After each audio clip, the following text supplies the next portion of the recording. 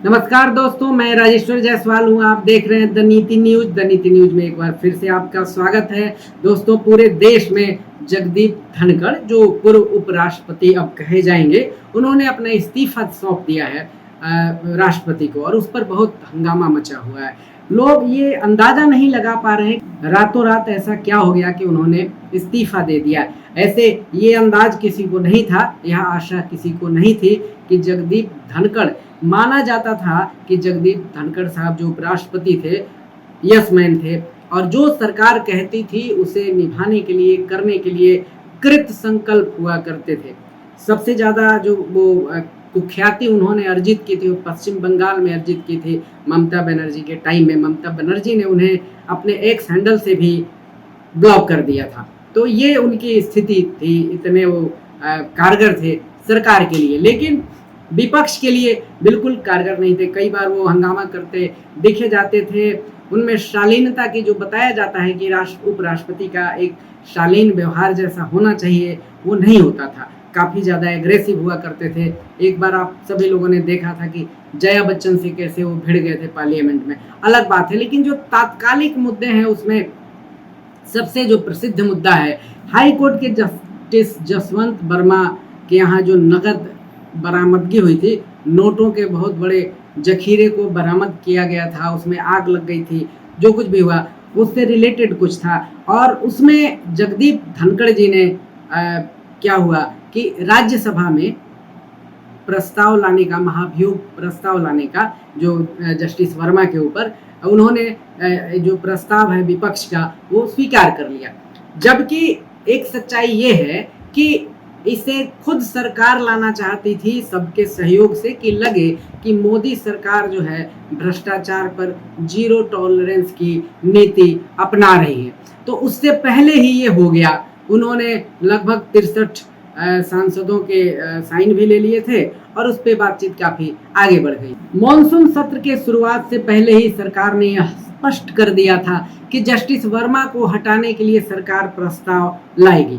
मोदी सरकार चाहती थी दोस्तों कि न्यायाधीश को हटाने की प्रक्रिया जो है सर्वसम्मति से हो, और इसे पक्षपातपूर्ण न समझा जाए। इसमें सरकार का टेक ये था कि नहीं जी, हम लोग भ्रष्टाचार, या भाजपा सरकार या मोदी सरकार भ्रष्टाचार को बर्दाश्त नहीं करेगी, इसलिए वो लाना चाहती थी। लेकिन इसमें क्या हुआ कि स्वाभिमान तो अब जग गया था अपने धनखड़ साहब का। तो उन्होंने क्या हुआ कि विपक्ष का प्रस्ताव स्वीकार कर लिया, इसलिए लोकसभा में जो पेश होना था उसका कोई मतलब नहीं रह गया। दरअसल धनखड़ साहब चाहते थे कि एनडीए सदस्यों को इससे दूर रखा जाए, ताकि सत्ताधारी गठबंधन भ्रष्टाचार विरोधी नैतिक आधार पर इसका कोई श्रेय न ले सके। एक बात यह भी, राज्यसभा में उनकी स्थिति ये हो गई थी कि एक बार जेपी नड्डा ने खुद ही बोल दिया कि nothing will go on record, अर्थात जो सरकार चाहेगी, पार्टी चाहेगी, या नड्डा साहब या मोदी चाहेंगे, वो रिकॉर्ड में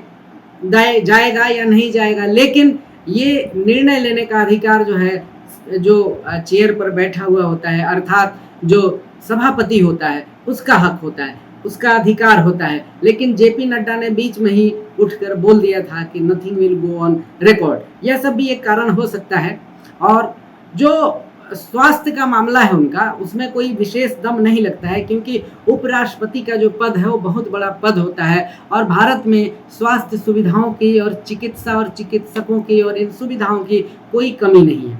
काफ़ी उनका इलाज बेहतर ढंग से हो सकता है, बाहर भी भेजा जा सकता है। तो स्वास्थ्य वाला जो मामला है वो तो एक बहाना है। मोदी जी ने भी ट्वीट करके लिखा था कि भाई इनको देश सेवा करने का बहुत मौका मिला, ये लिखा गया था। उन्होंने किया या नहीं यह तो नहीं लिखा गया था, लेकिन ये जरूर मोदी जी ने ट्वीट में लिखा था कि उनके स्वास्थ्य की चिंता जो है उन्होंने व्यक्त की थी। लेकिन ये नहीं लिखा था कि इन्होंने देश की सेवा कितनी की थी। उन्होंने ये जरूर लिखा कि देश सेवा करने का इन्हें काफ़ी मौका मिला। मतलब एक जिस्ट जो है, ये पूरे देश को मालूम है कि धनखड़ साहब, जगदीप धनखड़ साहब एक ऐसे उपराष्ट्रपति हुए जिनके खिलाफ विपक्ष ने अविश्वास प्रस्ताव लाने का अभूतपूर्व कदम उठाया था। उन पर पक्षपातपूर्ण व्यवहार और सरकार के प्रवक्ता होने का आरोप लगाया था। यह पहली बार हुआ है। इसलिए उनके खिलाफ अविश्वास प्रस्ताव भी लाया गया। जगदीप धनखड़ ने संसद की सर्वोच्चता को बनाए रखने और न्यायपालिका के लिए स्वीकार्य आचरण की एक रेखा खींचने की कोशिश करते हुए उन्होंने इलाहाबाद हाई कोर्ट के जज शेखर यादव पर महाभियोग चलाने के विपक्ष के प्रस्ताव का समर्थन कर दिया था। अब आप ही बताइए, यह मोदी साहब को या भाजपा को कैसे बर्दाश्त होगा। ठीक इसके पहले विपक्ष को भी धनखड़ साहब बिल्कुल बर्दाश्त नहीं थे, वे उनको झेल नहीं पा रहे थे, क्योंकि ऐसा लगता था कि जम करके धनखड़ साहब पक्षपातपूर्ण रवैया अपना रहे थे, जो पीठासीन अधिकारी को नहीं अपनाना चाहिए, जो सभापति को नहीं अपनाना चाहिए। इसके साथ ही उन्होंने दिल्ली हाई कोर्ट के जज जस्टिस यशवंत वर्मा के खिलाफ विपक्ष के महाभियोग प्रस्ताव को स्वीकार कर लिया था। उन्होंने सदन जब शुरू हुआ सोमवार को, मानसून सत्र की जब शुरुआत हुई, तो हाई कोर्ट के न्यायाधीश यशवंत वर्मा को हटाने के लिए विपक्ष के सदस्यों का प्रस्ताव उन्होंने मिला और उन्होंने स्वीकार कर लिया। ये बीजेपी के लिए एक बड़ा झटका था। राज्यसभा में 63 विपक्षी सांसदों की ओर से लाया गया प्रस्ताव स्वीकार किए जाने के बाद लोकसभा में इसी तरह का प्रस्ताव पेश करने का मौका बीजेपी ने गंवा दिया। इस पर विचार के लिए लोकसभा सदस्यों की समिति बनाने की योजना थी। तो मुझे ये जरूर लगता है, पता नहीं मेरी आत्मा ये कह रही है कि जगदीप धनखड़ जो हैं वो जाट समुदाय से बिलोंग करते हैं। जाट समुदाय एक संघर्षशील और आक्रामक रवैया वाला समुदाय है, स्वाभिमानी समुदाय होता है, प्रायः लोग खेती किसानी करते हैं। तो ऐसा हो सकता है कि उन पर अपने समुदाय का दबाव उसी तरह रहा हो जैसे कि सत्यपाल मलिक के ऊपर था, या सत्यपाल मलिक ने जिस तरह का रवैया अपनाया था और जिस तरह की पॉपुलैरिटी उन्होंने गेन की थी। सत्यपाल मलिक जब राज्यपाल थे तब वो उतने पॉपुलर नहीं हुए जब उन्होंने छोड़ करके वो पॉपुलैरिटी या लोकप्रियता गेन की थी। तो हो सकता है कि जगदीप धनखड़ साहब जो हैं उपराष्ट्रपति का पद छोड़ते हुए उन्होंने ये सोचा हुआ था कि जैसे ही हम ये पद छोड़ेंगे देश में एक भूचाल आ जाएगा, एक क्रांति आ जाएगी और कोई बड़ा मतलब सीमा रेखा खींच सी जाएगी और उसमें उनका नाम होगा। लेकिन ऐसा कुछ हुआ नहीं, क्योंकि उसके पहले का उनका जो ट्रैक रिकॉर्ड है वो कुछ ठीक नहीं था। पहले जो विपक्ष उनसे एक तरह से बहुत ही ज़्यादा दूरी बना के रखता था या उनको पसंद नहीं करता था, हाल के दिनों में वो विपक्ष को और विपक्ष उनको बहुत ज़्यादा पसंद आने लगे थे। और यह बात मोदी जी को और भाजपा सरकार को बिल्कुल पसंद नहीं थी और स्वास्थ्य कारण को बताते हुए उनसे इस्तीफा ले लिया गया। और ये पहली बार हुआ, रेजिग्नेशन को उन्होंने राष्ट्रपति को देने के बाद इसे एक्स पर डाल दिया और यह लोगों के बीच में चर्चा का विषय बन गया। महागठबंधन की ये इच्छा हो सकती है या अभिलाषा हो सकती है कि जिस तरह उन्होंने सत्यपाल मलिक का इस्तेमाल किया था जब उन्होंने पद से रेजिग्नेशन दे दिया उसके बाद, और चुनाव में बहुत ज़्यादा उसका इस्तेमाल हुआ कि क्या क्या हुआ था कश्मीर में, उसी तरह धनखड़ साहब भी कुछ बड़ा विस्फोट करेंगे कि उनके साथ क्या क्या हुआ है, वो क्या क्या रोकना चाहते थे, उन्होंने क्या क्या रोका, देश के लिए उन्होंने क्या क्या किया और जो सरकार है वो क्या क्या चाहती थी।